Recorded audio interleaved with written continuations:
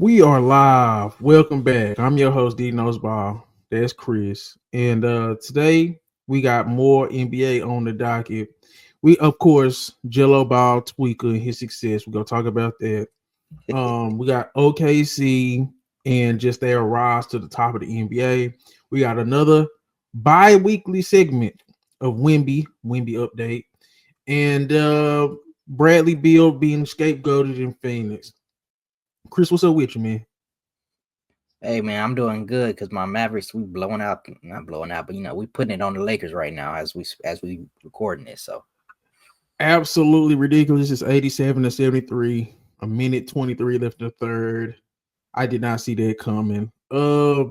yeah, I did want to talk about Gelo Ball and Tweaker success, just because I think I ain't gonna stunt. I'm happy for Gelo, bro. And I say that because we all knew Lonzo was gonna be a star. We had all knew LaMelo was gonna be a star when it comes to basketball. Gelo was always kind of like the odd man out, and he didn't even get to play high level college basketball because he got caught stealing or whatever happened there. Lonzo went number 2, LaMelo went number 3, D'Angelo bouncing around from G League to this and that. So, and then this is coming off when Lonzo was talking about Gelo and say, like, basically give up on your NBA dreams, dog. Go play overseas. So the fact that he has a hit song is absolutely crazy. Yeah, he's saying I do understand you can't just sit around and be like, oh, give me a chance, man. You gotta put some tape out there some way, somehow. So if it ain't he in the G League, nobody give you a shot there, you find a way, go overseas and get yourself some tape. So I see what Lonzo was saying.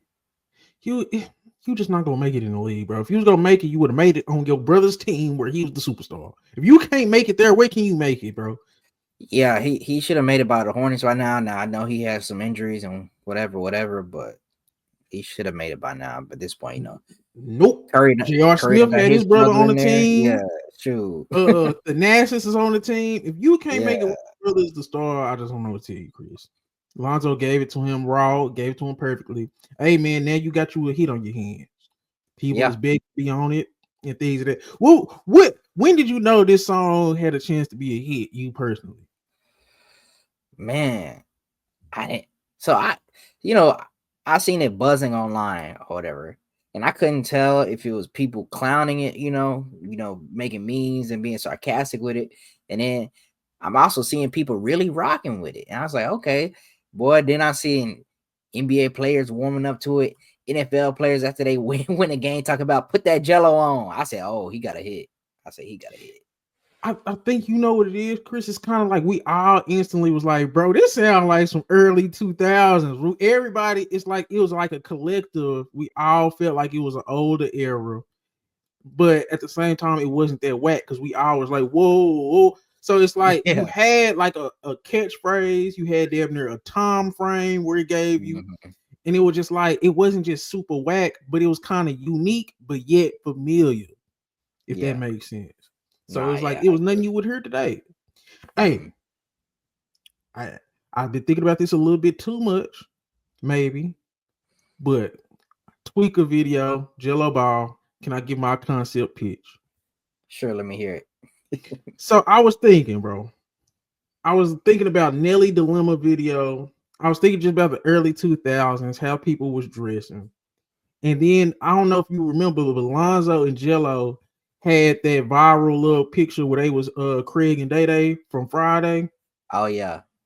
So I was thinking about this, a mix of Friday After Next, the Christmas one, and Nelly Dilemma video, where it starts out Gelo is like like a clothing shop, something like that, and it's present day. So he fly how he be fly. He actually be fly. So he's in the store. He make eye contact with a girl. They talking or whatever. She says she got a man, but she invite him to this party, and it's 2000s themed. You following me?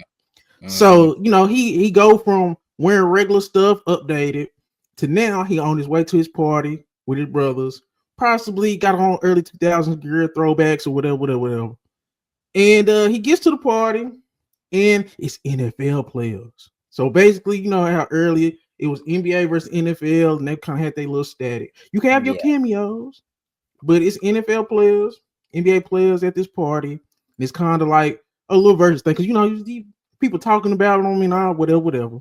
yeah, And then when it comes to the second verse, he's established. He's inside the party, pool party, whatever you want to do.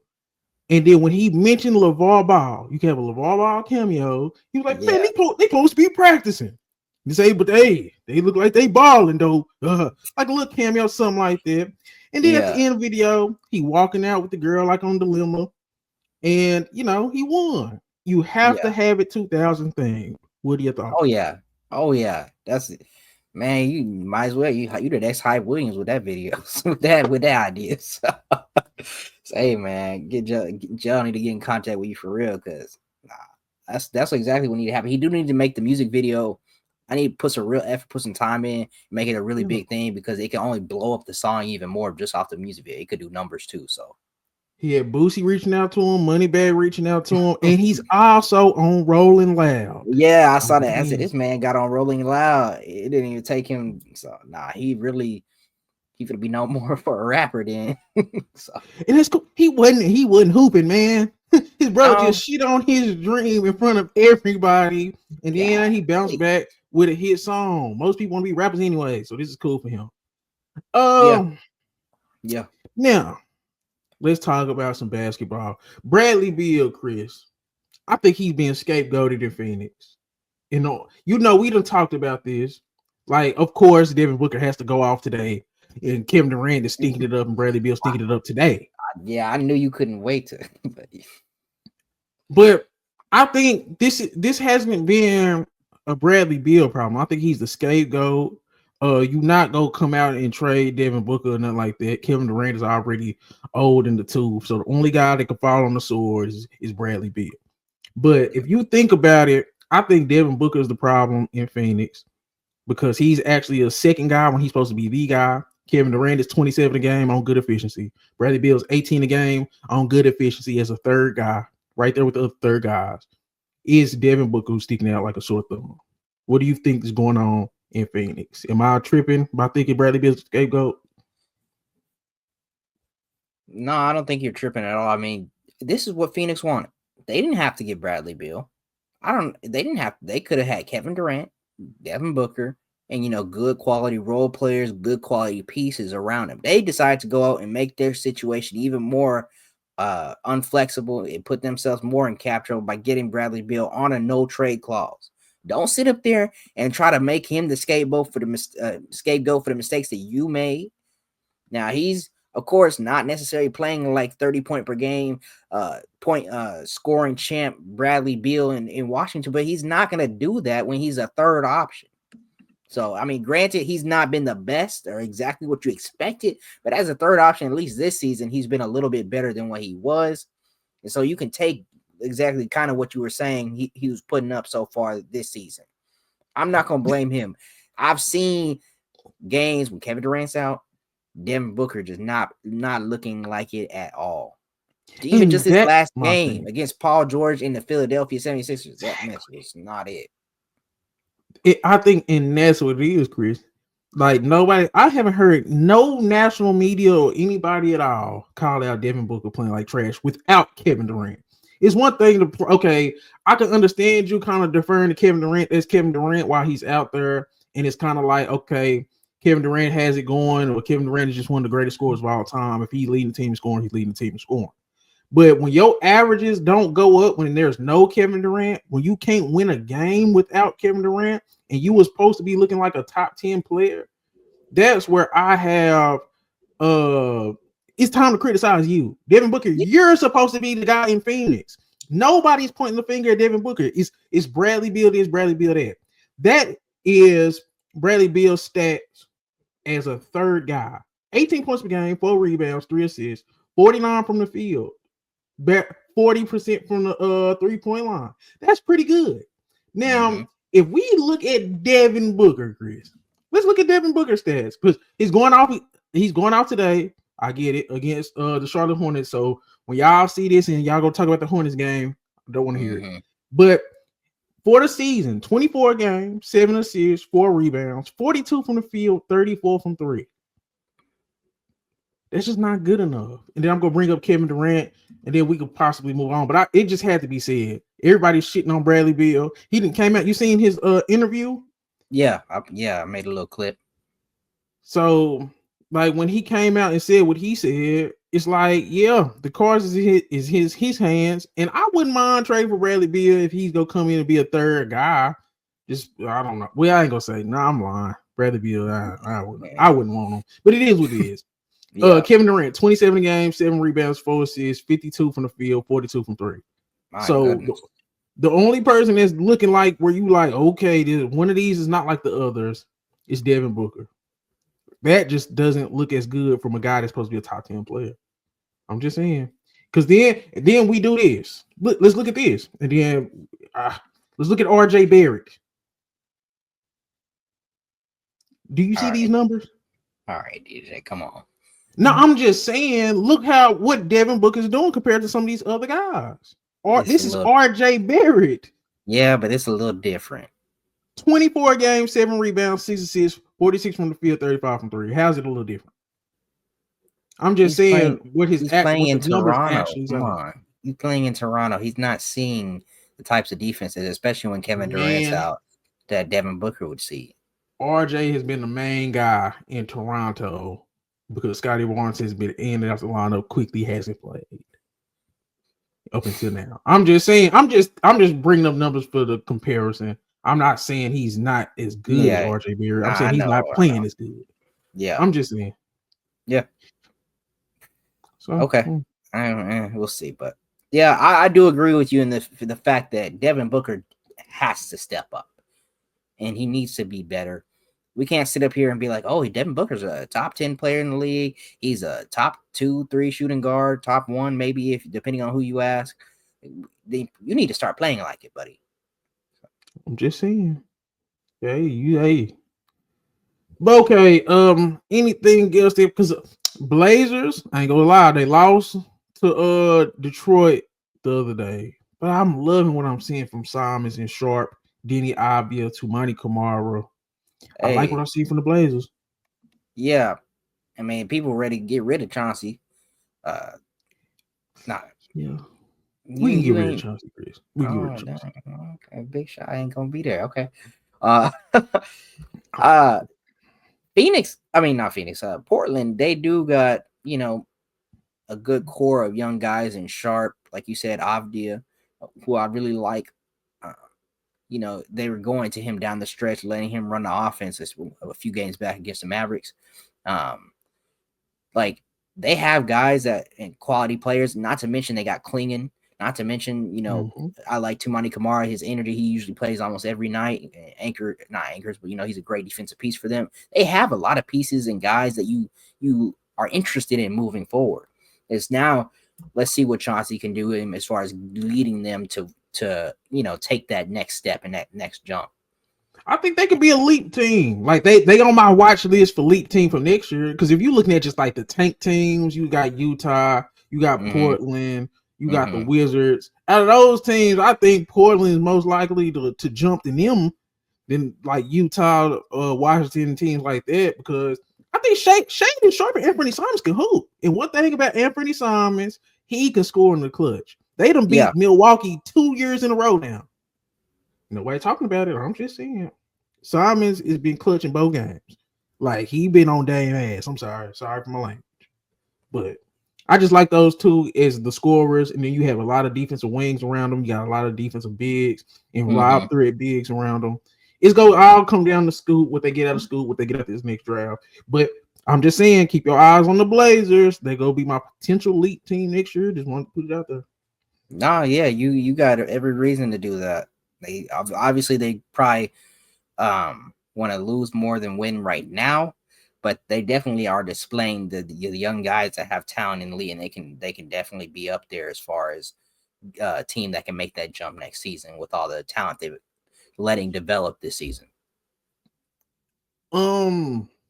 Zion's back. This is a little bit random. You got anything on Zion being back? Say, man, is Zion, this your time, man? People writing you off. People saying it's time to trade you. People saying it's time to go to let him go to New York. People saying let him go somewhere else to the Warriors, wherever. People saying you can't be a cornerstone for the franchise. Zion, it's up to you. Show them you're going to play these games. You're going to end this season strong. You're going to finish and show them that you are a real deal superstar. You was going toe-to-toe with LeBron, dropping 40 in that playing game. You ready to go. Let's go, Zion. And the crazy thing is, they become immediately way better of a team just by adding him. Because now you're looking at DeJounte Murray, CJ McCollum, Zion, Herb Jones, Yeet Meesey. Now that looks like a real team now. Yeah. It's 64-60. They up on Minnesota right now. And this Minnesota team, they kind of look clunky, but this is a pretty good team. They just beat the Clippers the other night. Yeah. So this is a great test for them. It looked like he's showing up. Zion got 16 points, 5 rebounds, 3 assists. It's 8 minutes to go in the third. So Zion just like you said, he just has to stay healthy, and this is gonna be the time. Everybody's gonna be locking on eyes on Zion from now into the trade deadline, just to see what he looked like, and if somebody probably try to trade for him, if he stays, what's going on with Ingram. But this is your team right now, especially with Ingram being out. So I know this will be a great win to pop it off, him coming back. Because without him, I ain't gonna lie, the Pelicans look like an absolute bottom feeder. Absolute bottom feeder. Yeah, no, they can't do nothing. They can't win without him. What would you do? Would you try to keep him and see what it looks like with DeJounte Murray, CJ McCollum, Herb Jones, Trey Murphy, those guys? See, I like Zion as a talent. I like Zion as a player when he's on the court. I think he's one of the best players in the NBA. It's just if he stay consistent, stay healthy, he keep his body in shape for the most part, I think that's a guy you don't trade to anybody ever. And forbid we trade him and to somewhere else, and then he decide to get his act together. We're gonna look stupid. But how long do you give it? Dude, don't exactly. Play. Yeah. So how long would you give it? Like if you do the same thing next year. This is my last stretch because really this year really sucked having it be at so I'm saying from now you get, in my opinion, we're not gonna trade you, Zion, but you better get out here and show me that I'm making the right choice by not trading you. Okay. That's me. I can get with that. I'm out on him. I ain't gonna lie. I done seen this movie last 20 years, bro. When the dude show he can't play consistently, I tend to believe. We done been through this over and over and over again with guys that are great talents, but they just don't play enough, man. They just don't. And he's falling into that category. He just don't play enough. He gonna go down with the Grant Hills, maybe. He'll go there with guys of that nature, the Brandon Roys. He just don't play enough. And then eventually he's just not gonna be. That's the route it looked like he going down. Ja Morant too. I ain't excluding Ja Morant. I ain't even seen Ja Morant in about a month. I ain't even know he got hurt. So somebody does. I'm off of it. If I can get something for Zion, I'm doing it. Give me Cam Whitmore. I'm there. I'm calling Houston because it's segued into my next little topic. The Rockets should be desperate. If I'm the Rockets, say, man, Zach LaVine, I'm say, bro, stop. People got to stop disrespecting Zach LaVine, Chris. I'm over it. I don't want to hear it no more. Zach LaVine is he killed the Celtics. He killed the Spurs the other day. I'm over it. He's a 40, 50, 80 guy for the past 3-4 seasons. I'm over it. Zach LaVine can hoop. If he's in the right situation, I trust him. I think he's a top 5 shooting guard in the game. He's back. You can argue he's having a better season than Devin Booker. I don't give a damn. I'm just saying, Rockets should be trying to go after one of these guys, man. I don't care if it's Ingram. I don't care if it's Zion. I don't care if it's Zach LaVine. I think the Rockets should be desperate. How are you feeling about that statement? Because they ain't beat nobody good. They got blew out by the Thunder. They got blew out by the Celtics the other day. They can't beat good teams, and they second in the West. You got to be desperate right now. You need a number one guy. Yeah, I mean, I think the Rockets really just want to see what they got in the guys that are on their team and really evaluate the talent they have before they, pull the trigger too quickly on a guy and they miss out and they, give up on a guy that they probably would have liked to keep in the future. So they're really just trying to evaluate and see what they have on their roster currently right now And then probably in the offseason, they go really make that trade to make that next jump. Get their young guys that experience, trying to, be contenders or make that playoff push because they weren't there last year. Now y'all got that playoff experience. We're gonna bring in a guy who done this before, that can take y'all to the next level. Hey, let's go. We ain't got no excuses now. I get what you're saying because I was right there with you. We was both saying it. We need to see what it looked like in the playoffs. See what it look. They're second in the West. That shit over with. We know what they got now. They got everything except a nigga that can score in the fourth quarter. That's what they got. They don't have a guy. They don't have a guy you trust with the ball in his hands when it's 2, 4, 3 minutes left in the game and you need buckets. Like, I don't trust them in close games, and I don't trust them against the top 5 teams in the NBA. And their record is too good for them just to be, because it would be different, Chris, if they was like a 7th seed or 6th seed, or in that play area. They second in the West. That screams, okay, you got enough to be second in the West. Just imagine what you have if you had a guy. Yeah. So you don't think they should be desperate for the trade still? Because I get what you're saying, but I'm just, I mean, but you got to make sure you're bringing in the right kind of guy. We bring in Brandon Ingram and we still not going anywhere, then we wasted our time. We wasted our chance at bringing in a guy. We bring in Jimmy Butler and for a couple years, and then we don't do nothing after that. We wasted it. But I'm just saying, okay, I get that for sure. But Cam Whitmore don't play. Reed Shepherd don't play. And that's damn near all you be giving up. And probably like Dylan Brooks or Van Vliet. Like you'll be giving up probably Cam Whitmore and Reed Shepherd, probably a pick or two, and then probably either Van Vliet or Dylan Brooks. You're literally nobody worth mentioning that plays. There's nobody worth mentioning that plays. I get Fred Van Vliet and Dylan Brooks, they impact, but they easily replaceable with what they already have. Yeah, I agree. I think I will say this. If they can get their hands on Fox, you do that right now. You do that yesterday. Now, I don't know how easy it is to do that, but obviously I don't know how easy it is. I don't know how willing Sacramento would be willing to do that. You can get your hands on Fox. You do that yesterday. That's probably the only guy I'm willing to move off of this season to go get somebody. You would take a swing on Zion? Mm-mm. Okay, so Fox. I'm Houston. I know that's crazy because I was just big up in Zion, but not if I'm Houston. We got all this. We got this young talent. I can't take that shot. So no Jimmy Butler, no Zion, no Ingram, no Levine. Hey, I'm not giving up a ton. Not for Jimmy Butler, maybe for Brandon Ingram. I'm not giving up a ton for Levine. If the Rockets just stay put, you would have no problem with that. If they just let everything play out. I guess maybe you would have a problem with that because, at this point, depending on who they play in the first round, they could be a first-round exit. And I've said that I'm going to keep maintaining that position. Just depending on that matchup. So, maybe you would feel a type of way.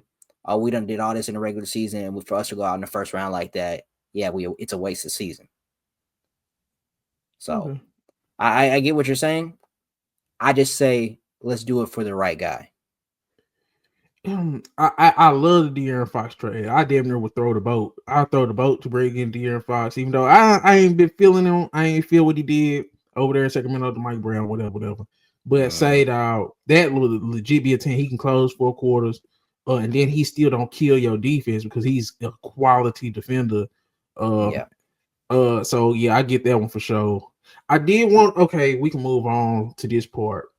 Because Anthony Edwards, like we was already talking about, they playing the Pelicans right now. He just came off a huge win, and where he just took over the fourth quarter, third quarter against the Clippers.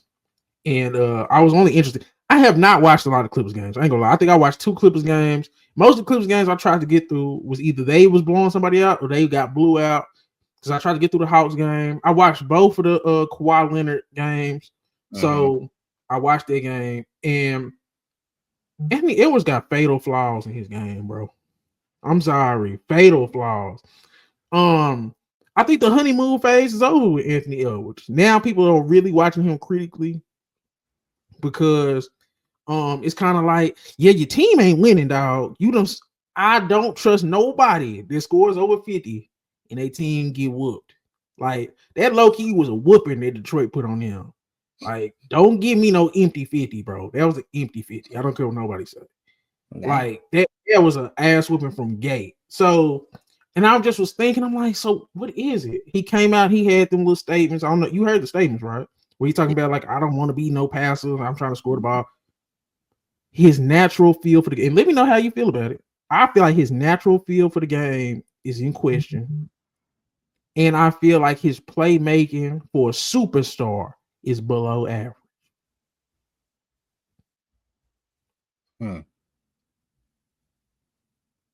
I mean, that's fair. I think Ant definitely could benefit from more spacing. I think they messed up with the Cat trade. I really do. I don't think they should have moved off a Cat. I don't think they should have moved off of a Western Conference Finals team so quickly. Bringing in Julius Randle. I know obviously money and things, but you have flexibility in the future to build around Ant, but we can't worry about the future when right now we're winning. So in that aspect, I agree with you. But from Ant as a player, as a talent perspective, yeah, there is some definitely questionability in some of the things he does as far as playmaking. But at the end of the day, like, he doesn't have necessarily all the tools to play make for. Julius Randle's a ball stopper. Rudy Gobert is not a guy you're playmaking for. Jaden McDaniels, we've asked him to get better on the offensive side multiple times. So, you do what you can, and then Ant's a gunner. He's a dog. He wants to step up in the moment. So, yeah. So, you definitely right. That's a great point. Because I ain't gonna stunt, bro. Because I was thinking about they starting lineup because they added DiVincenzo, they took Mike Conley, put him on the bench, and I think the Clippers game was the first game where I got to watch it, and it made a big difference. Like, man, because I'm thinking about it, the starting lineup they had: Mike Conley, Anthony Edwards, Jaden McDaniels, Julius Randle, Rudy Gobert. That had to be one of the worst starting lineups in the NBA because three of those dudes can't score. Rudy Gobert, Mike Conley, because Mike Conley passed it, and Jaden McDaniels. Say, bro, he's still shooting 30% from three. Like, he's still doing that. So it's equivalent to, just think about these names. Because before Julian Champagnie got benched, he damn near, bro, McDaniels basically was a Julian Champagnie. And you know who Mike Conley was? He was a Bub Carrington. Like, these were literally some of the worst starters in the league. Bub got potential. You know what I'm saying? Julian Champagnie get in where he fit in. But I'm just saying, just imagine if the starting lineup was Bub Carrington, Anthony Edwards, Julian Champagnie, Julius Randle, and Rudy Gobert. Everybody would say Ant probably got the worst starters. But just because our name value is Mike Conley, Jaden McDaniels with the defense, people are thinking, and Rudy Gobert, people are thinking this is a great one of the worst starting fives in the league. I'm sorry. It just sums it up. Yeah. They needed more, from somebody who has that, someone who can knock down shots and someone who could be a bit more of a scoring threat. Someone else besides just him. And then, of course, Julius Randle, yes, he's a scoring threat, but they need somebody else who has some juice to him, too. I think Julius Randle, bro, and this is, I have so many problems with him because if you just look at how he moves on the court, you look at his actual talent, he could easily, like, he's been all NBA already. But if he just bought into the little things, he could be a dominant rebounder if he wanted to. He could be a switch defender and a post defender if he wanted to. His playmaking is pretty good if he wanted to do it. If he could do all the ancillary things to complement Ant and willing to be doing those things, he'd be a top 10 second option in the league. But I don't think he cares about winning that much. That's another problem. See, the thing is, he's much better, per se, when the team is built for him or built around him. Like, in New York, when the team was basically his team and it was built around him, he was looking his best. When Jalen Brunson came and he basically, in a way, deferred, or, Jalen Brunson's a guy who's willing to play and defer, or, pass off to Julius Randle, he's looking better. He's looking at his best. He has the ball in his hand. He can show off a little bit of his playmaking and then scoring, of course. But When he's see, playing next to Ant, I don't think that works the same. I think that's a selfishness thing. I mean, I've been watching Julius Randle since goddamn 2014, Kentucky, some high school. He ran my say, bro can do some of everything. No reason why he couldn't compliment some. He don't want to. He want the ball in his hand. He wants to be the guy. He don't want to compliment on offense or defense. Like I have seen him be very lazy defensively. I have seen him jack up shots. I have seen him not space. There's nothing physically, there's nothing talent-wise that stops Julius Randle from doing anything as a power forward. Mm-hmm. In terms of build, talent, athleticism, he has all that. He can shoot too. If he could actually just, I just think he don't want to do it, bro. But I agree with your point, and then we can move off this. I agree with your point that maybe Ant's playmaking and natural feel for the game will look better if he had better players around him. Because I did think they had a terrible starting five, and I want him to make the terrible scores. So, yeah, but I mean, at the end, the elite playmakers can do that, though. I just didn't like that he stopped putting pressure on the rim. I think, and he started shooting more, stopped getting to the free throw line. That just that's like goes back to the IQ thing. Like, I don't know, because sometimes you got to play the game within the game. Yeah, I know you talked about it in your video. You reacted to Charles Barkley. Now, he is shooting a ton more threes this season. He is knocking a bit more down this season, too. He's shooting very well, so it's hard to argue with him being like, hey, man, you need to quit doing that. But I'm knocking him down. So it is like a spur feel of the game, spur of the moment kind of thing where you kind of understand the game and what's needed. Oh, I need to put pressure on the rim. I need to get people in foul trade. I need to assert my will in this kind of way, dominate this kind of way. Even with the playmaking thing, it's like, I know Julius Randle can get an attitude. I need to feed him these first couple quarters so I can close the game. I want Julius Randle to be the leading scorer in these first and second quarters, just because that's going to set me up. He's going to be a little happier, go swing the ball, play a little harder on the. That's what I'm talking about when it comes to Anthony Edwards, just your ability to know the game within the game as an IQ and feel player. It's not talent, not athleticism. It's the small things. The things like it's equivalent to what made Tom Brady the greatest quarterback of all time. It wasn't talent. It was, it's third down. I don't want to put my wide receivers in these positions. I want to do this. I want to do that. This type of protection. Like just natural feel for the game you're playing. But that's I don't know. Nah, you said it perfectly. I agree with you. Kawhi's return, because Kawhi came back. I thought just from a physical standpoint, he moved well. I think the shot is going to come back. He didn't look like Embiid out there, and that's pretty much all I wanted to see. He didn't play the second half against Minnesota. But I don't know if this makes it. I don't know. What are your thoughts on Kawhi coming back? Does it raise the Clippers ceiling? And if so, how much? I mean, the Clippers have done a great job of staying afloat and doing very well. Like, honestly, Ty Lue's not getting much Coach of the Year buzz, but he's always a solid coach the way he keeps them afloat. So adding Kawhi Leonard, that can make them scary come playoff time, depending on who they match up with. But so I think in that aspect, that's all you really care about for the Clipper side. And if Kawhi Leonard throughout this back half, after All-Star break and the back half of the season, starts to get his legs under him, starts to really get his shot going, starts to look more of that great defender, all defensive kind of guy, then the Clippers are a scary team because other guys have had so long to gel and get that good chemistry going. You add a superstar to that who can kind of fit seamlessly in there. Hey, man, so. Because I will say this, because I'm glad you brought up the defense. The defense looked crazy against Atlanta. He looked like his old self against Atlanta with the defense. Minnesota, it was kind of, it wasn't there, but his legs aren't all the way there. So he hasn't played basketball. So the fact, that's why I brought it up with the Joel Embiid situation. Joel Embiid kind of looks scary out there. It's like you kind of like, when you watching him play. I didn't get that from Kawhi. It's just like slowly coming along type of thing. Like he didn't have as much lift because he ain't been jumping, he ain't been shooting, but he is 5 or 10 from 3. His overall shooting hasn't been great from the mid range. It's just like a rhythm thing. So I've seen enough in terms of his athleticism. But my whole thing was, could they? I don't care if Kawhi Leonard damn near is as good as he want to be. This team ain't getting no further than the second round, bro.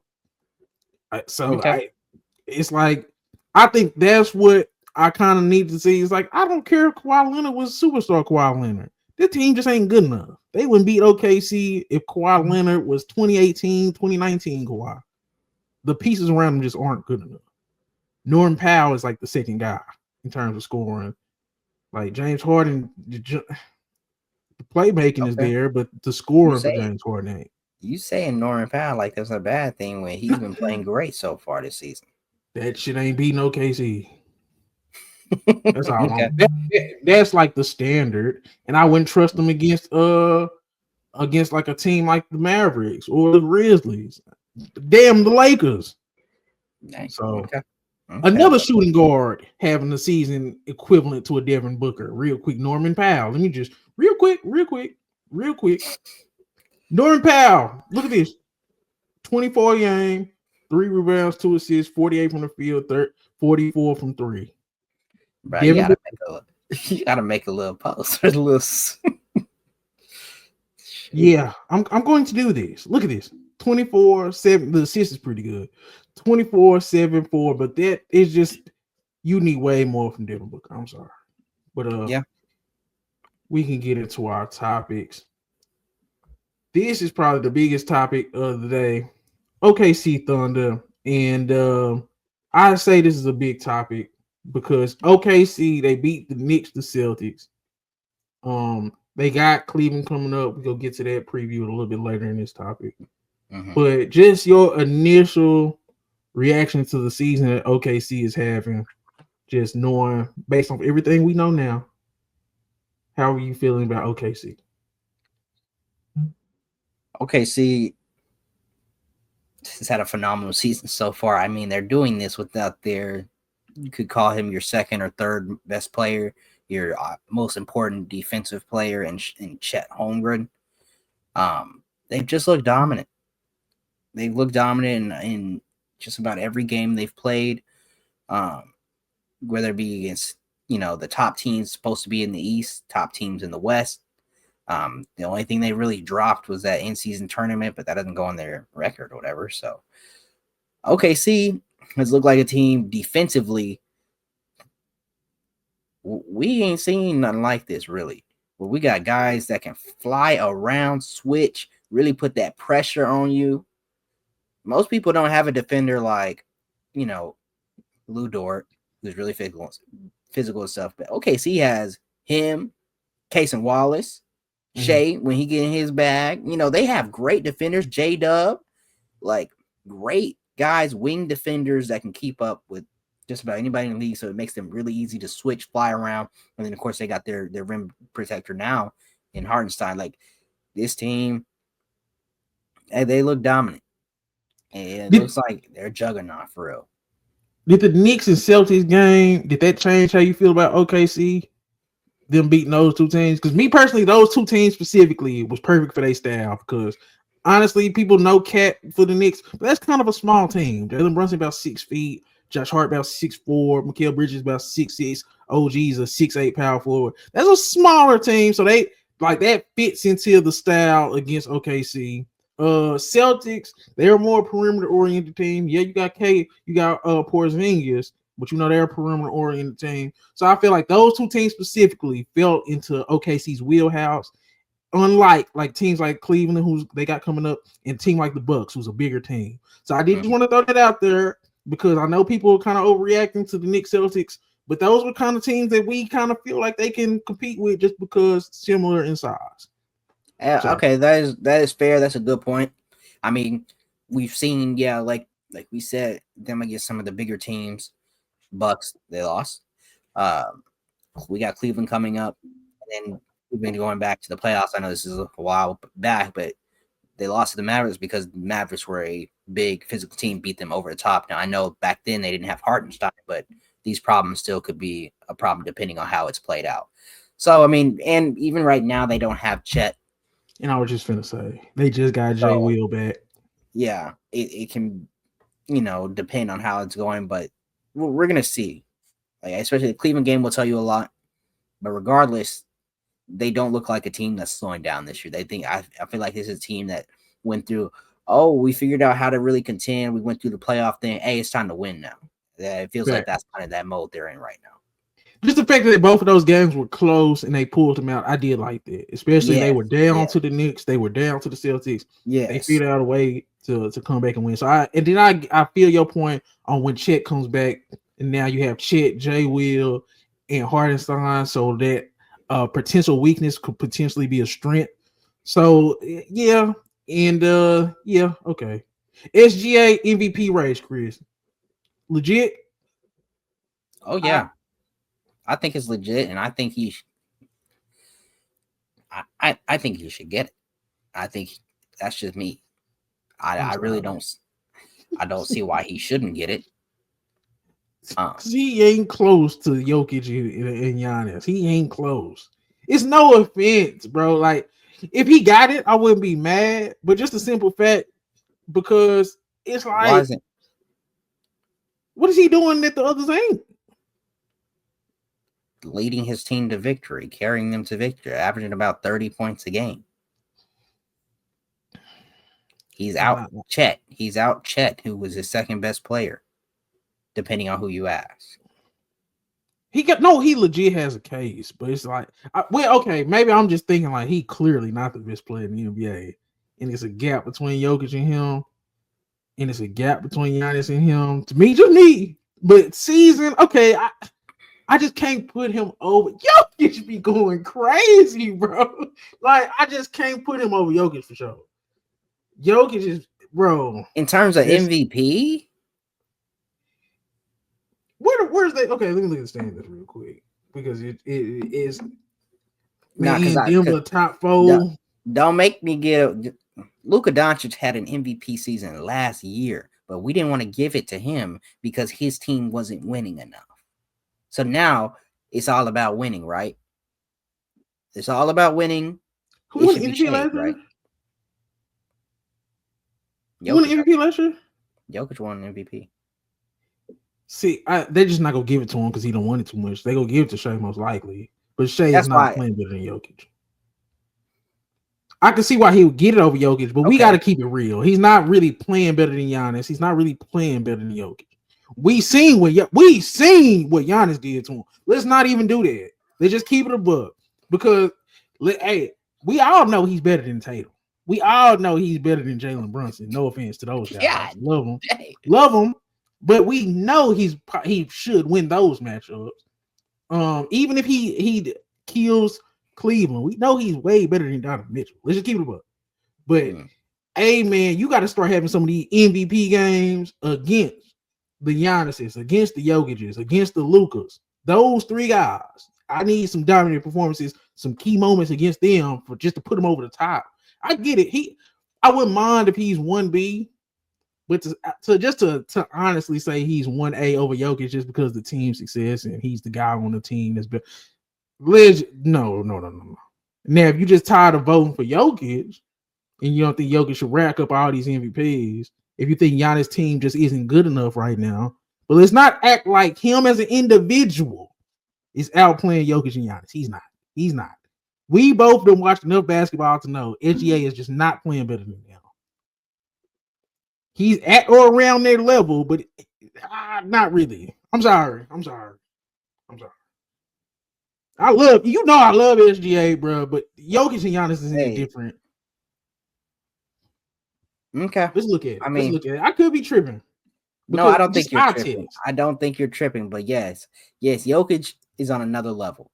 Giannis is on another level.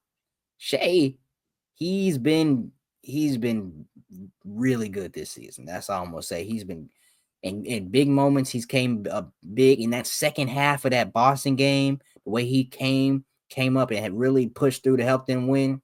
Like, We just Yeah, seen no, that's the way facts. we just seen the way Shavonte is out here doing things.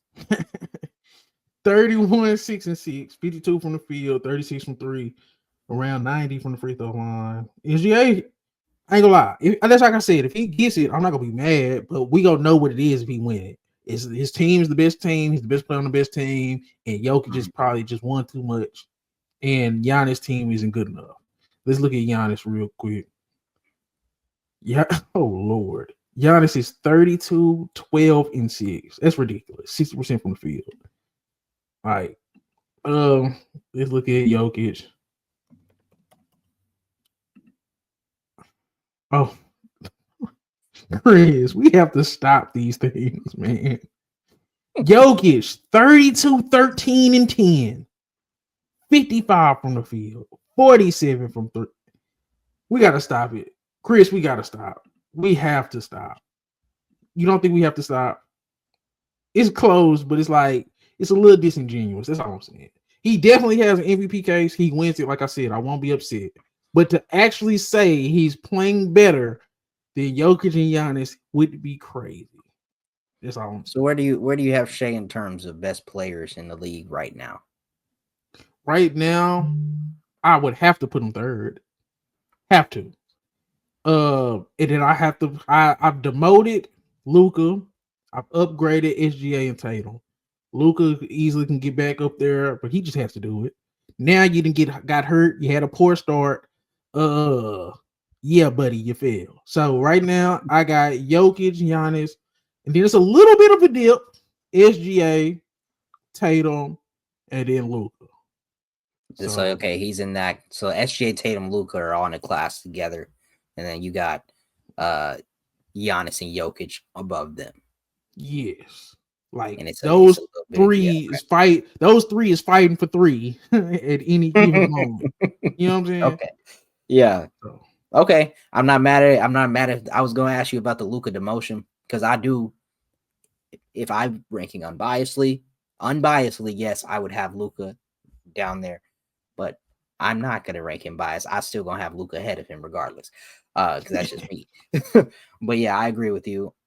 As far as putting Luka down there, just because SGA has been way more consistent on the defensive end as well, and like I think Luka is still going to be a better offensive player, but SGA, the consistency, the defense, almost like how people who like to argue that Tatum is better than Luka, in that aspect, for the same reasons, but except he's a better offensive player than Tatum.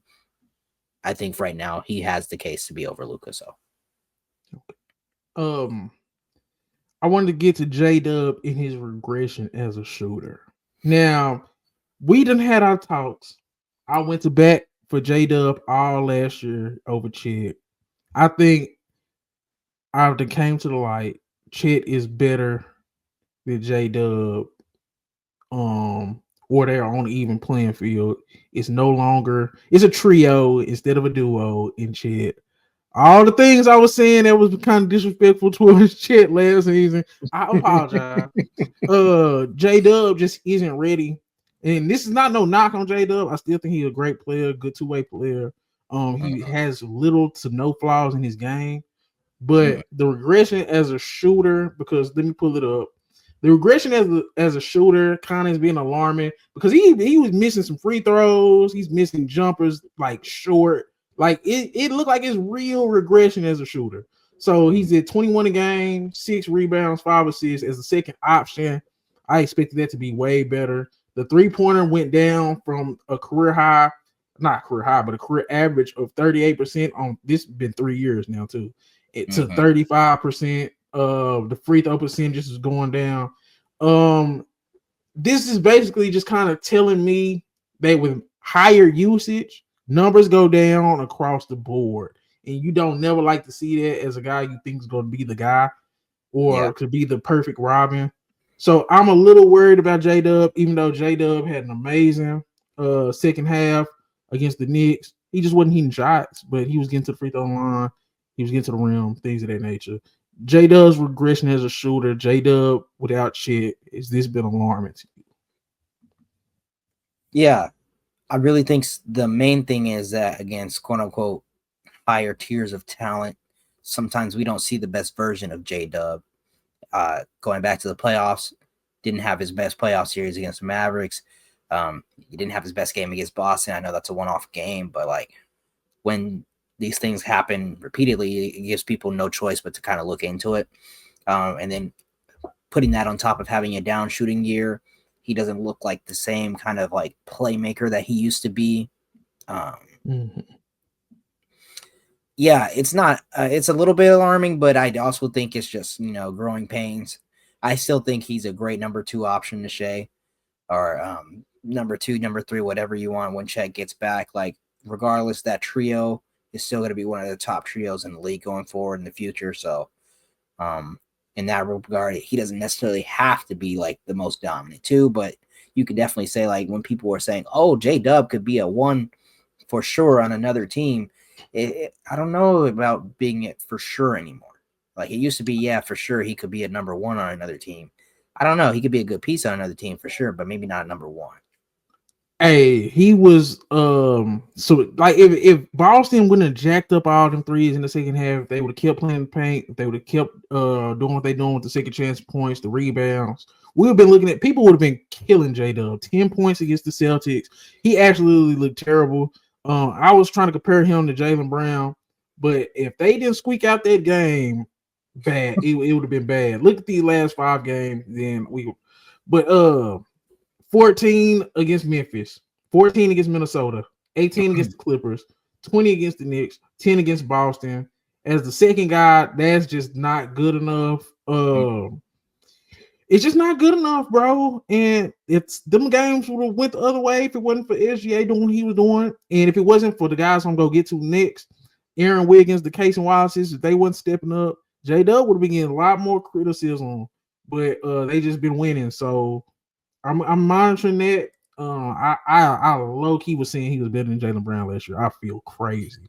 But yeah, man, I did want to get to Aaron Wiggins and Case and Wallace and just the bench in general for OKC. Even Kendrick Williams, he had that play where he locked up. I don't know if that was he ripped Tatum or Brown. He ripped one of the Jays, and it's just like these dudes just have random dudes off the bench just always stepping up.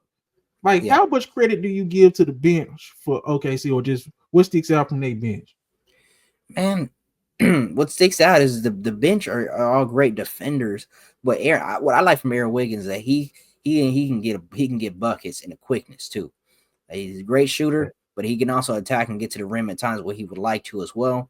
So I love that about Aaron Wiggins. What I like about Case and Wallace, I want to see him develop more as an offensive player, especially when we have some of these guys out. Like this is now your time to step up and show off your playmaking chops, your 3-point shooting, you get into the basket, things like that. Like don't be just a catch and shoot guy in the corner. Let's do some more than that. But what I love about Case and Wallace, and I forgot what you put on Bleacher Report about him being the police. Oh my gosh, that ain't never been more true in my life. It seemed like every time I see this dude, he locking somebody up. Hey man, I think Case and Wallace, like I said, I think he kind of had the Derek White, Drew Holiday level of potential. The thing with him is his regression in shooting this year. Because last year he was 47% from the field, 38 from 3. This year he's 42 from the field, 30 from 3. But in his last 5 games, he's kind of coming on. Well, not really just the Boston game, but he had them. These still don't look that great. The last 5 games, but like he had a lot of moments where if you watching the game, it's sticking out. So it's like the potential is there, especially Boston. He has some big plays. He has some big plays against New York. Still in the steals category. He fills up the stat sheet pretty good for a guy that don't have a lot of usage. Like you said, I think it's more there offensively that they need to bring out. He maybe just need a change of scenery. But Case and Wallace, I like what I seen from him against Boston for sure. Aaron Wiggins, let's look at his stats. He's 40% from 3, 47 from the field. What he do? His last 5 games has actually been where it's at. 19 against New York, 15 against Boston, big threes against New York in the second half, big threes against Boston. They get a little bit from everywhere, and I think the role players are very underrated. Even you go to Lou Dort, We already talked about Hardenstein. Mhm. Like we said, Kendrick Williams, just whoever. They just have a Yeah. great system. Yeah. And I like what I see from them guys. I just want to show them guys some love. That's good. Thunder versus Cavs preview. Then we can get on to our last topic. See, yeah, this is going to be a great test. I mean, we know what they have over there as far as the bigs. I think OKC has the perimeter talent to kind of slow down Darius Garland, the perimeter talent to slow down Donovan Mitchell. If Evan Mobley is being aggressive, getting to his shots and being aggressive, Jared Allen's doing his thing down there. OKC doesn't necessarily have the size to keep up with that. So it just depends on how they're setting the table, the tone that Cleveland's coming out and trying to set. Hardenstein, he can do his best, but he cannot stop it all by himself. Exactly. He's the biggest guy out there by a good margin too. So this is one of them games I wouldn't be surprised if it's good, or I won't be surprised if Cavaliers beat them pretty much handily the whole game. Because what I'm watching for is points in the paint, second chance buckets, offensive and defensive rebounding. I think the Cavs could dominate in all those areas. The only thing I question is, who are you going to put on SGA? Who are you going to put? I ain't gonna say you put, because my thing is, I want to see if they put Evan Mobley on SGA. I just want to see if they do it. J-Dub has to get you about 23 to 25 points in this game. He has to. He has to, because this can't just be a SGA get 30, you get 18 to 20. Nope. It's too much firepower, because if you look at it, because I'm trying to think, who would the matchup be? You put Lou Dort on Donovan Mitchell, and that means who gets Darius Garland? Either SGA or J-Dub. He should be able to do all, like SGA and J-Dub is good defenders, but Evan Mobley, I think he could just run amok in this game, points in the paint, get them switches, shoot over the top. Jared Allen, if Isaiah Hartenstein has to help on Evan Mobley, it could be some live opportunities for Jared Allen. I can honestly see the Cavaliers kind of running away with this game potentially. If it's not a good game, it could be the Cavs running away. Especially if Hartenstein gets in foul trouble too. That's going to be crucial for him not to get in foul trouble, because then you're putting even smaller guys out there on the court. I think, Donovan Mitchell versus SGA, that should be. And then Donovan Mitchell, he that type of guy. He knows how big this game is, and he go come out gunning. The only question is are they gonna be dropping? Yeah. Oh, you got Casey Wallace to throw on Darius Garland. Yeah, you got him too. So I forgot he's starting now. This should be a great matchup. But like I said, points in the paint, offensive rebound, second chance points. I just feel like they go kill them on the boards. Boston was doing it until they just start shooting threes again. And I don't think the Cavaliers are going to do that. I think if the Cavaliers see they bigs got it going in the paint, and if I feel like they get layups, I feel like that's what they go do. How do you see this game going? What's your prediction? See, what's cool, and I need you to give credit to ESPN a little bit. They got this on national TV, or to the NBA. They got this on NBA TV, or not NBA. They got this on national TV. They got it on ESPN. And they've been marketing it. I'm seeing a lot of promotion, interviews, stuff like that. You got a team that's won 10 straight. You got a team that's won 15 straight, minus the Bucks loss. I count that. I don't give a damn. I count that too, but everybody, for marketing sakes, they undefeated.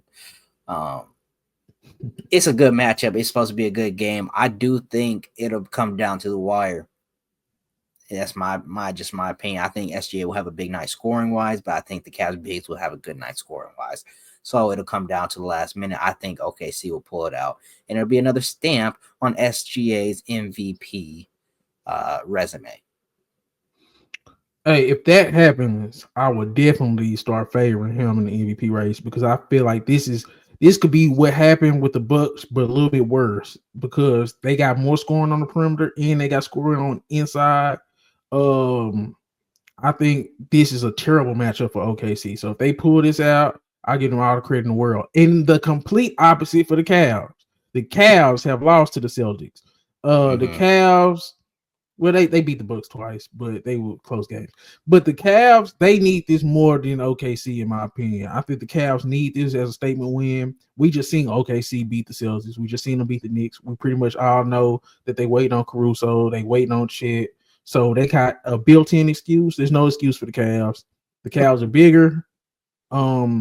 They should win this game. I think it'll be telling if they don't win this game. I think the Cavs should win by 7 points at least. And I think they should probably be leading from start to finish just because they can dominate inside. Yeah. And then the Thunder are on a great shooting team outside of Isaiah Joe, Wiggins, and like Lou Dort occasionally. So they try to get into the paint. I think that's a terrible thing to do against the Cavaliers. They're not gonna get into the paint and score that much, and the exact opposite go happen against them. So I got Cavs by 7, and if they lose, this is going to tell me more about them than it will OKC. I'm just saying. Okay. I'll be interested in recapping too when we do that. So we'll see how this turn out. Facts. Wemby update. So we just got Wemby versus Jokic part 1, part 2. Wemby got the best of Jokic in the first game. Jokic absolutely demolished that dude in the second game. But I love what I seen from Wemby. What are your thoughts on Wemby versus Jokic part 1 and 2? Like, how'd you feel?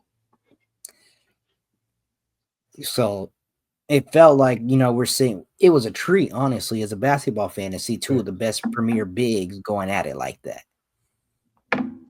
That's what we're supposed to get when Jokic and Embiid are supposed to be out there. That's what we're supposed to get. But we don't ever get that. Mm-hmm. So whenever Jokic and Embiid face off, we never get that. So it was a treat seeing two bigs go at it like that. Really seeing them, dominate in all facets of the game. They're showing their talent as far as being able to score on all levels of the floor, post, mid-range, pulling up for three, initiating the offense, all that. Like, they really show the evolution of the true all-around do-it-all big, which is cool to see. Like you said, Wemby did get the best of him for the most part in that first game. Like, if somebody was never watched basketball and they watched that first game, they would have thought, oh, Wemby must be better than, which is crazy to say. So, and then on that last play, Jokic just they got double team late trying to fade over Wemby. I wouldn't have done that, but so he ended up turnover, and so it happens. But when in that second game, it was a little different as far as Jokic said that ain't finna happen again, sir. I think the biggest thing in game 1 versus game 2, Jokic just was like, bro, I'm bigger, stronger. I'm not gonna settle for threes. He settled for too many jumpers in that first game. Second game, he was back to the basket. Another thing too that I noticed about Wemby versus game 1 versus game 2, they put Peyton Watson on him in game 2, and that really bothered Wemby. And it always goes back to my point. Well, when you got a guy that's probably about 6'8", 6'9", can hang with you on the perimeter, like those little that threes, just shooting three, it's not gonna work. You need a back to the basket games where you need to make 4 centers to guard you. I think now that fully realized my point on Wemby. You have to force the centers, whether that be the guys that are too slow-footed, like the Zach Edey's, the Andre Drummonds. You got to force them on the court to guard you. Because I'm going to the post on Peyton Watson. I'm going to the post on Jabari Smith Jr. I'm shooting over them. You have to put Sengun on me. You have to put Jokic on me. I think his lack of physicality allows him to be played by guys that are shorter than him, and you give centers a break. He should have been giving Jokic hell. Peyton Watson guarding him. Like, hey, so this is my point, and this is my point. Yeah, I agree to an extent with that, but maybe he's just not ready for that right now. But you sitting here writing him off and saying that he's not going to be a winning player or all that. Well, yeah, because he's taking threes now. That doesn't mean he's going to be taking threes for the rest of his career. That means he maybe not be as strong right now to be consistently in the paint banging with all them dudes right now. But once he develops and gets there, then it's going to be a problem. And he may, I don't know. I don't know how he's going to play, but he may be playing in this style that you want him to play. What do they say? There's no time like the present. Tomorrow isn't promised. We've seen, even going back to football, Joe Burrow, year 2, they make it to the Super Bowl. Everybody think this could be a potential dynasty. Them motherfuckers ain't even make the playoffs this year. Jamar Chase got a triple crown. Joe Burrow, touchdown leader, all that. Tomorrow isn't promised. Yes, Wemby is dropping 40 in the Garden. Yes, Wemby is going toe-to-toe with Jokic. Yes, all these things are happening. Yes, he's shooting threes and he's working on this. Because, man, next year, who's to say what happens? We don't know what's going to happen. Do what you can now. There's no time like the present.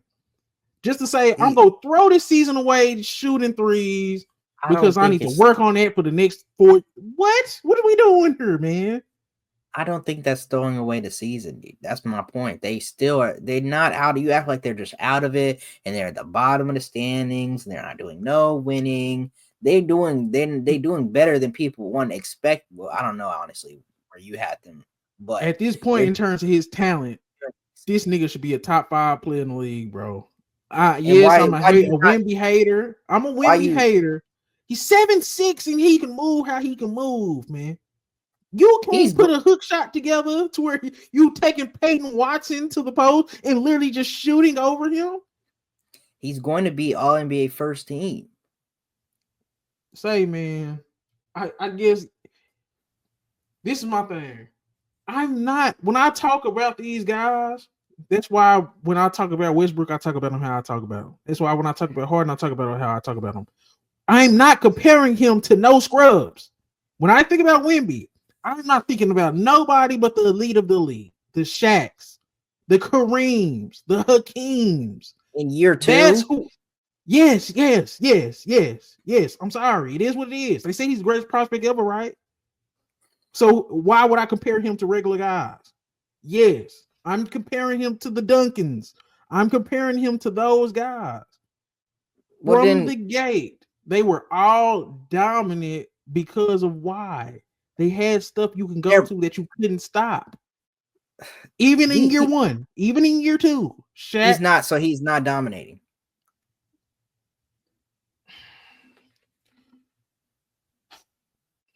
I think you're missing my point. I feel like even with what he's doing, which is great, it's all-time great start, it could be even better. I'm sorry, that sounds like I'm nitpicking. It sounds like I'm being an asshole. You are. Say, bro. I don't think you understand what I'm saying. Peyton Watson should not be able to guard Wemby at any point in any game, man. So you just want him to come in polished and ready to go from the get-go. Man, if you the greatest prospect he's not strong enough yet. He's not strong. I've seen him try to back down Jamal Murray and flying back a little bit. Like, he ain't there yet. It's okay. He got time to work on that. Let him dominate and play the way he can. He was getting ripped a lot. He tried to handle the ball with him. What happened to this? What happened to this? Throw it here. What happened on the first play of the game? And he did that. You have to do it all the time. What's Wemby's go-to move, Chris? I mean, he got that little catch the ball, quick little spin move shot. Why you just don't throw it to him on the block and he literally just shoot? I've seen him do it. My thing is he wants to shoot threes. He wants to show off his handle. Yeah, Dude was going to make you unstoppable for real. He literally, you know what made Wilt Chamberlain so dominant? Wilt Chamberlain was a Wemby level type of guy at that time. 7 foot, moving crazy. You know what he did? I'm going to get the ball within 3 to 4 feet. I'm going to dunk on you, or I'm just going to simply shoot over you. Because I think he's just not getting close enough to the basket for me, bro. He's not getting close enough. This is the thing. We sat up here and Giannis played his play style the way he played.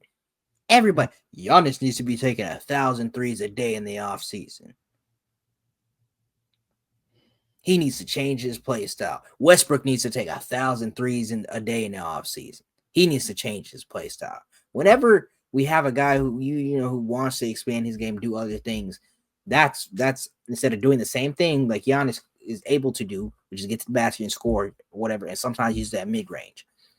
But everybody's asking him to shoot threes and was asking him to shoot threes at a point.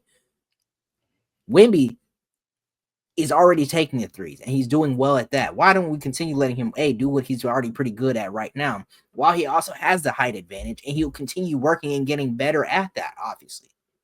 Because things like this happen. Peyton Watson is guarding you, and Jokic has the day off on defense. That's what I'm saying. You kind of take away from your unique ability when you're kind of just allowing yourself to be guarded by smaller power forwards. You see what I'm saying?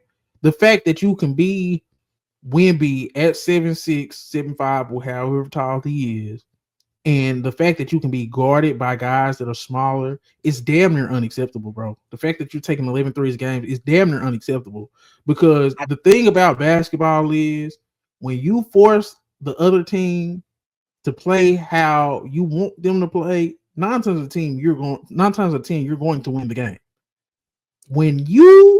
Because now Denver, from the first game to the second game, they realized this dude just go take threes. You know what we can do?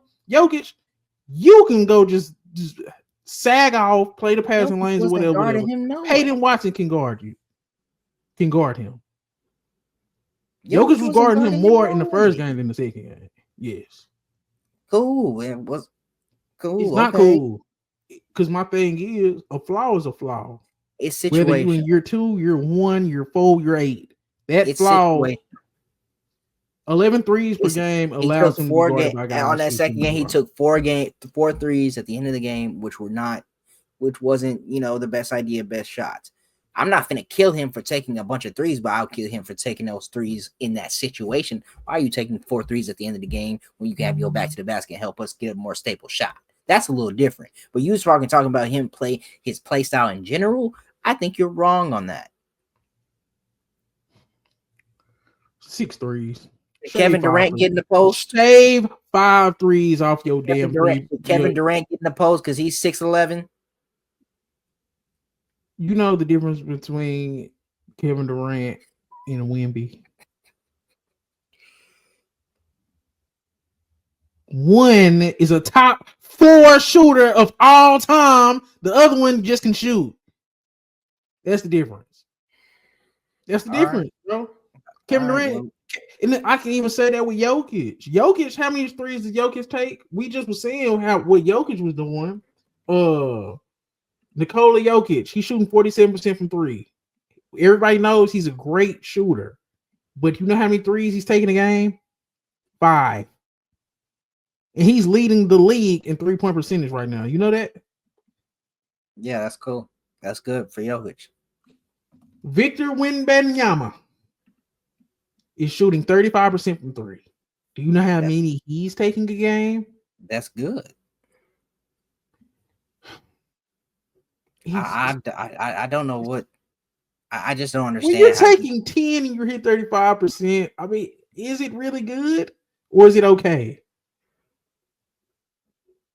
Chris is okay. It's okay. You're taking 19 shots a game. 10 of them are threes to where you're shooting 35%. You know what why that's just okay? Because now my field goal percentage is only in the 40s. Big man field goal percentage should be where? Quit looking at him as a big. That's your problem. You keep looking at him. Fuck that. You 7'6". What can I look at him as? Look at him as a basketball talent. How about you do that? If he was Kevin Durant, was Kevin Durant looked at? He's a great shooter. He's a 40, 50, 90 guy. You're not putting that into your brain. Jokic shoots. He's leading the league in 3-point percentage. Was Kevin Durant 40, 50, 90 his second year? I guess we can agree to disagree. He's taking too many threes. Just shave it down by 5. You're not okay with me telling him to shave it down by 5 and you take 5 threes a game instead of 10? I'm sorry if that's asking too much. At least I'm asking. That's fine, but the way you sit up here and berate Wemby and act like he just is doing everything wrong. You act like he's doing everything wrong. Sure, he can take less threes, but you sit up here acting like that's just the worst. That he's just doing everything wrong. He's not going to be good. He's not going to help his team win by what he's doing currently. When y'all tell me this nigga got the potential to be the greatest player to ever play basketball, I'm sorry that piques my interest, and I damn near try to hold him to that standard. I'm sorry I don't hold him to the standard of Scala BCA. I'm sorry. Say, man, Scala BCA being mentioned is crazy. But look, I think Wemby. I don't think Wemby's a better prospect or better talent coming out than Luka right now. He's great. He's cool, but I don't think he's better than year 2 Luka. I don't think he's better than year 2, 3 Luka. I don't. Only one that don't hold him to. People saying he could end up the greatest of all time. I know you heard it. People saying he's the greatest prospect ever. I know you've heard it. He can actually though, because what he brings on the defensive side of the ball. He's gonna have all these defensive player of the years. He's gonna have chances at many MVPs. He's gonna be a 30-point per game defensive player of the year. How can you not think about that as being one of the greatest players of all time? This nigga Anthony Davis 2.5, which is still great as shit, but I'm just saying people just need to relax. He's a 35% 3-point shooter. People act like he's one of the greatest big man shooters of all time. I'm sorry. I'm just not going. Okay, Spurs versus Bucks preview before we get out of here.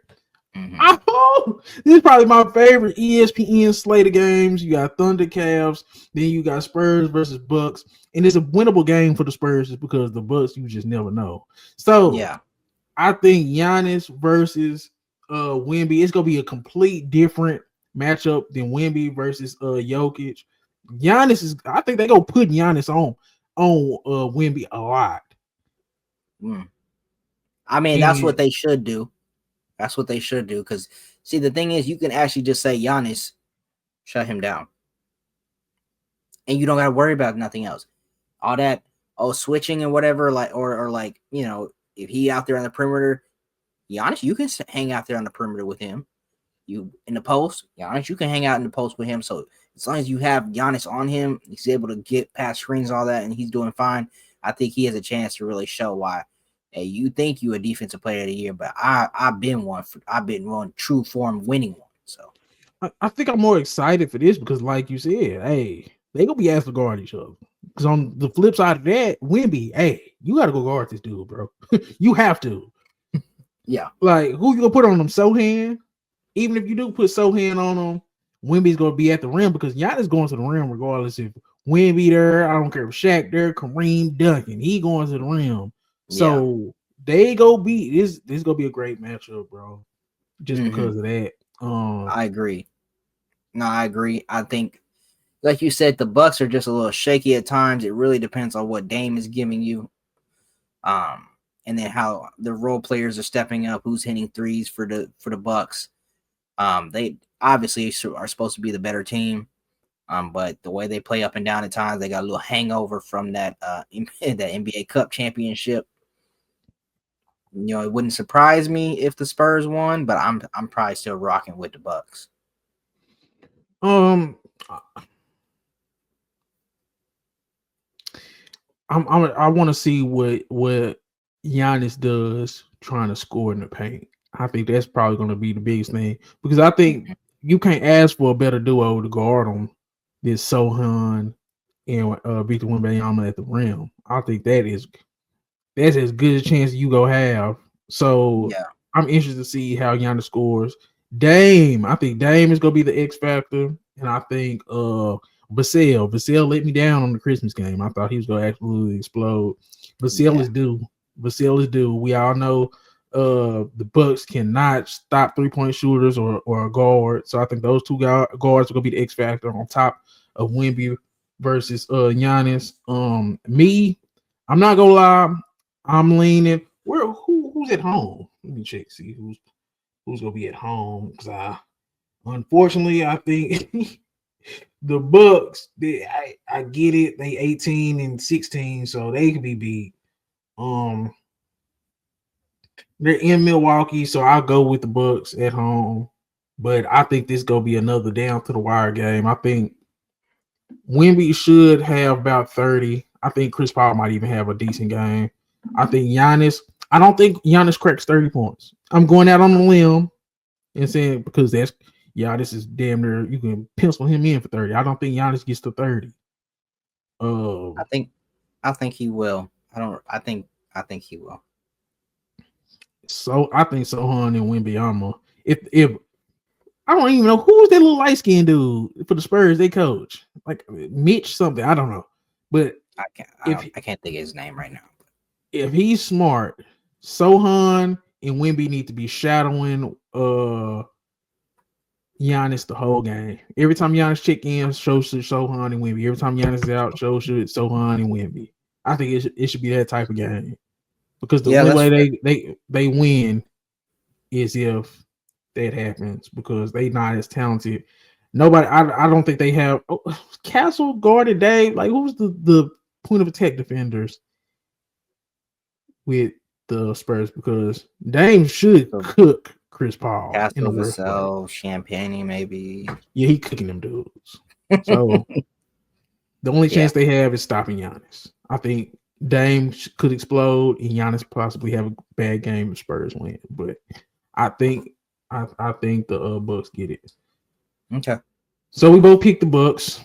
We made great on time too. Huh? Yeah. No, yeah. I'm excited to see. I want to see Giannis just going at Wemby. Just as far as I think he'll take that challenge on though. I remember all the matchups previously, but I know Giannis likes, asserting his dominance on certain guys. So facts. Giannis know that people are crowning Wemby, and everybody like to make it seem like Giannis some good dude. Giannis a killer out there, bro. Giannis ain't friendly. Giannis he be going at dudes, bro. If Giannis could speak better English, Giannis would be a bigger star, bro. I'm just keeping the book because like he ain't one of them friendly soft dudes, man. Giannis really like that. He a throwback 2000 type player. Everybody hate he can't hit jump shots. I kind of like it. Like in a world where everybody taking 43s a game, Giannis is head down. I'm going to the rim. Yeah. So we go see, man. Wemby. He gonna look real crazy taking 14 threes while Giannis is gonna be getting all them points in the rim when it happens. Watch how crazy it look if Giannis goes off and Wemby has a bad shooting night. Say we'll recap. We're gonna have our little Wemby segment almost, if not every other one, almost every one. So we'll be back talking about Wemby for sure. And I don't want nobody thinking I'm just hating on Wemby. I'm holding him to the high expectation that y'all told me to have for him. I understand that. Yeah, and I understand that, but yeah, I understand that because when you try to crown a guy from the get-go, like we can look into and rank how he compares against some of the great talents coming in and things like that, but we'll go from there. The fact that he wasn't ready and the fact that everybody's saying he needs this, he need to do that, he need to do that.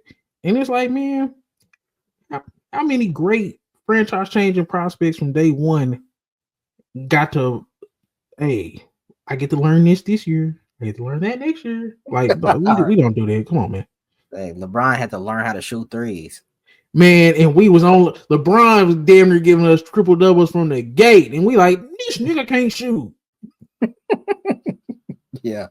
And hey man, Wemby the only one we handling with kid gloves. I'm just saying. Okay. I mean, that is a fair point on LeBron where everybody's still getting on him, but hey, we'll see.